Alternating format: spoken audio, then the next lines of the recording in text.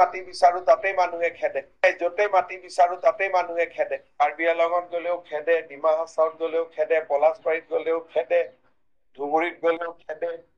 গতিকে মোৰ সন্মুখত যদি মই মাটি বাৰী পাওঁ 1 লাখ কোটি টকাৰ বিনিয়োগৰ প্ৰস্তাৱ আছে। জাপানৰ পৰা আৰু ফৰেষ্ট ইনভেষ্টমেণ্ট আহিব খোজে।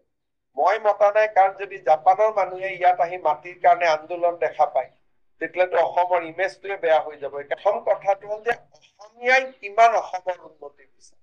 লাভ বহুত হ'ব পাৰে, মানসিকতাৰ পৰিৱৰ্তন লাগে। কোনোবা এটা জায়গাত উদ্যোগ এটা স্থাপন কৰিবৰ কাৰণে আমি আগবাঢ়ি আহো, মানুহে যদি তেওঁলোকক খেদে। সেইকাৰণে প্ৰথম কথাটো হ'ল যে অসমীয়াই কিমান অসমৰ উন্নতি বিচাৰে। আজিও মোৰ সন্মুখত যদি মই মাটি বাৰী পাওঁ 1 লাখ কোটি টকাৰ বিনিয়োগৰ প্ৰস্তাৱ আছে, মোৰ হাততে আছে। কিন্তু মোৰ কৰাৰ কাৰণে উপায় নাই, য'তে মাটি বিচাৰো তাতে মানুহে খেদে। আজিৰ দিনটো 2টা থাৰ্মেল পাৱাৰৰ প্ৰস্তাৱ আছে 50,000 crore। আজিৰ দিনটোত 18টা বায়' ৰিফাইনেৰী প্ৰপ'জেল আছে, কমচে কম 9টা ডাঙৰ ডাঙৰ ফেক্টৰী প্ৰপ'জেল আছে।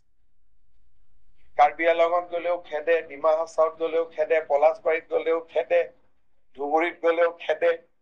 গতিকে ৰাইজে বিচাৰিলে প্ৰধানমন্ত্ৰী ডাঙৰীয়াৰ নেতৃত্বত অসমলৈ উদ্যোগ অহাৰ এতিয়া কোনো সমস্যাই নাই। যদি আমি উদ্যোগ বিচাৰো, উদ্যোগ আহিব। সমাধান এনেকে মানুহক বুজাই থাকিব লাগিব যে আমাৰ ল'ৰা ছোৱালীবোৰ কেনেকে যাব 4th গ্ৰেড কাম কৰিবৰ কাৰণে। সদায়তো ডেড বডিৰ বাতৰি পাই, অমুক যুৱকজন ঢুকাইছে, অসমলৈ লৈ আহিব লাগে, কেনেকে ঢুকাল, কি কাম কৰিলে, বোলে চিকিউৰিটি গাৰ্ড কৰিব গৈছিলে।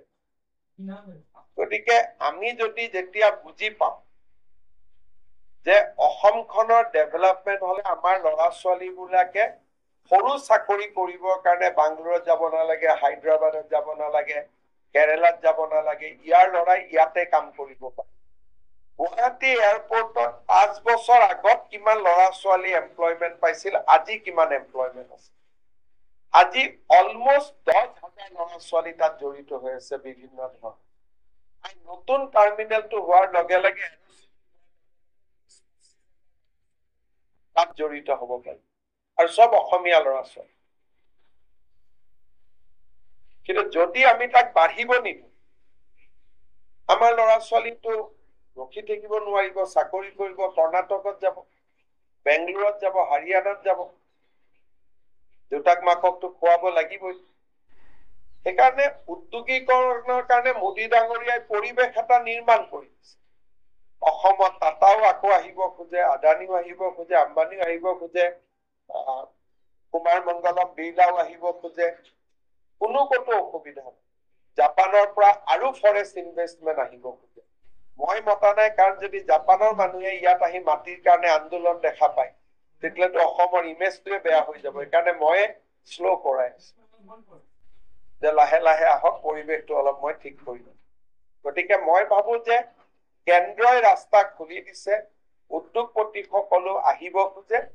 অসমে আঁকোৱালি লব পাৰিলে অসম ভাৰতৰ ভিতৰতে এখন সমৃদ্ধিশালী ৰাজ্যত পৰিণত হ'ব।